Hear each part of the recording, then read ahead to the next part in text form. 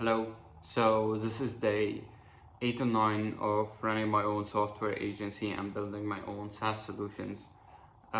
So same as last video, I wasn't able to record the video yesterday because I was super busy. But there is no new exciting updates. I've just been working on this interactive map feature and communicating with the client about what's their vision for this feature, how do they expect the user journey to go. We talked about that before, but I was making sure that we're still all aligned on this because it's a big feature and it has a lot of moving parts. So they just got back to me with the answers and with their feedback, and I also sent them like screenshots of how it will look like because I've been working on it, so I have like drafts of how it will look like. That's very useful when asking a client about um, feedback or things you want more clarification on.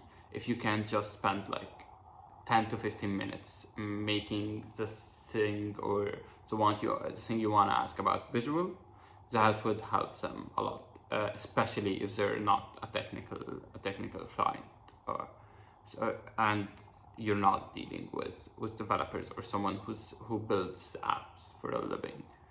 Yeah, so I spent like uh, around 15 minutes like creating some two simple views and like asking them about feedback for which ones they prefer, and they got back to me with feedback, and usually that is what takes most of the time because of course nobody is available 24/7. So when you ask a client about anything, they usually may take like from reply immediately to like 6 hours, and that usually is a blocker. So I always keep in mind that I'm working on something else on the side, or I'm working on some features I'm sure about, everything about the requirements, about everything about every moving part, about what exactly to do.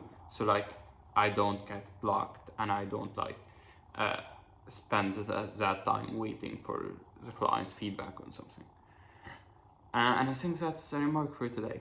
Like, try to be communicative with the client.